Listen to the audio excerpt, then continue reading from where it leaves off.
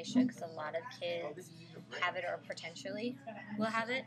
I also think that they never teach you like exactly what to do. Like they'll give you theories and this and that about, oh, teaching math is kind of like this, but they won't give you like actual activities, and they won't give you like things that you can actually take into your classroom and use.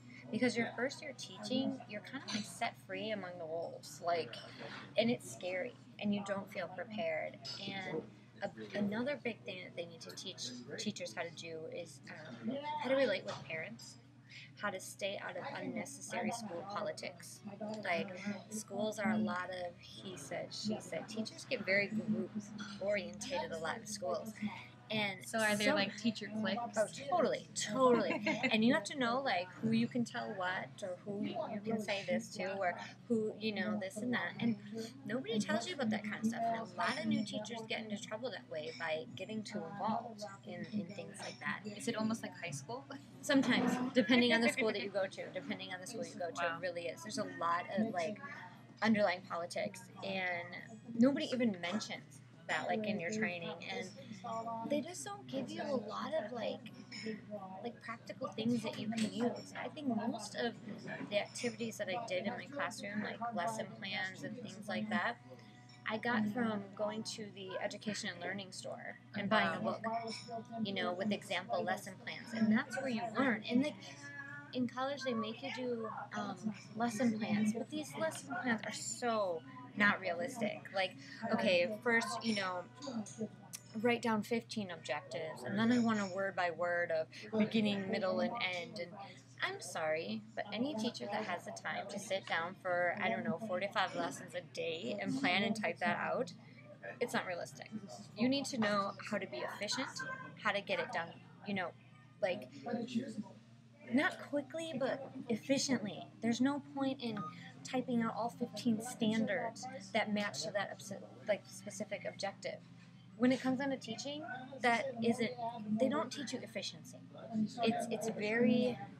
So it's over organizing then? Completely. They completely go with like all this professional side of teaching, but when it's you in a classroom with kids, all of that stuff, that professional stuff kind of goes out the window. It's what works for you and what works for those kids. And all of the lesson plans that I did in college, and all of the sample lesson plans I had to type out for my teachers, and I got an A on every one of them. Not one of them did I ever use when I started teaching. Not one. And it was a complete waste of my time. So they need to concentrate more on the kids then? I think so. I think on the kids and practical. Like, I think people that teach college courses in education should be current teachers, or should be like a teacher that just came out of the classroom. Because there's so many things, like if I was teaching the classes that I took, I would just be like, look, it's not really like this. Like so many, they always give you this like fluffy scenario of this classroom with little Bobby and Jimmy, and they need to be in heterogeneous groups, and everybody's just going to fit in fine, and here's cooperative learning. One person's going to be the researcher, one person's going to be the writer, and one person, oh please, you can't tell me in a group of kids that they're all going to be happy being their position that you give them. They never teach you like the what ifs. It's okay, you're going to put them in these groups, they're going to work great, and everything's going to be fine in your classroom.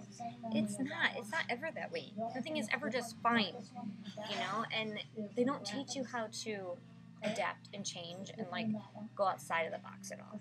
I mean, it's all very like, it is what it is. And then you get in the classroom and you're like, wait a minute, you're supposed to just want to be the recorder. Why don't you want to be who wants to be the recorder? Oh, you all want to be the recorder? And then you don't know what to do, and it's...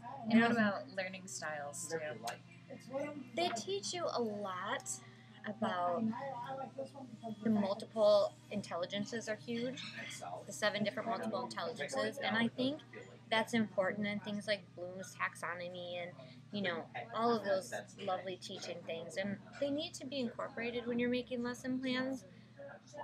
But not one single child is going to fit into any of those categories. And a teacher that,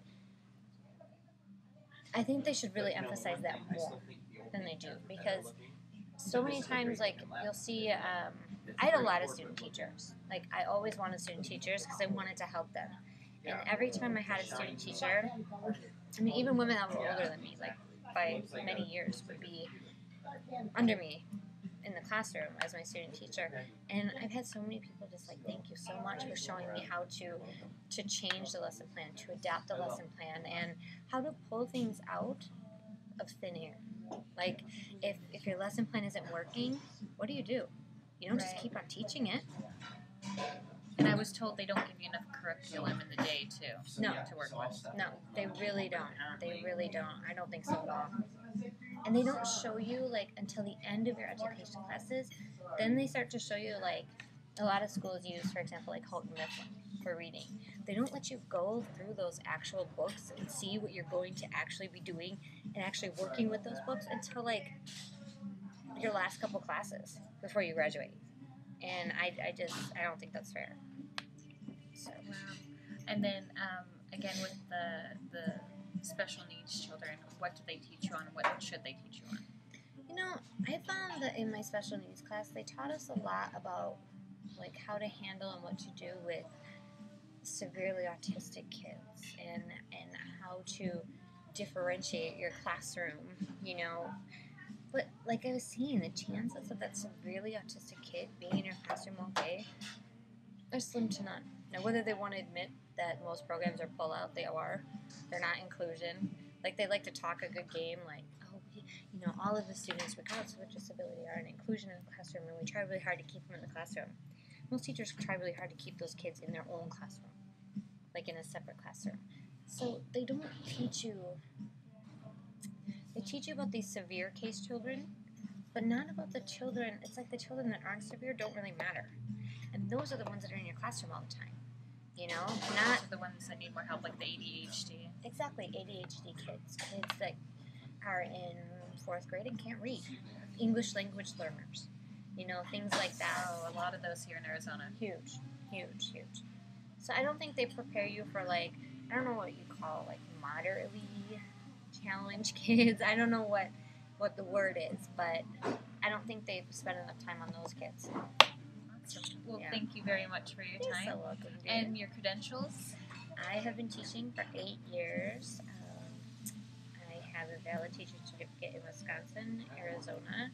I have an ESL endorsement, specialized reading endorsement, and early childhood endorsement. Excellent. Well, thank you so much for your You're time. welcome, darling. And that was Jenny Seguin, and thank you very much. And that was our presentation.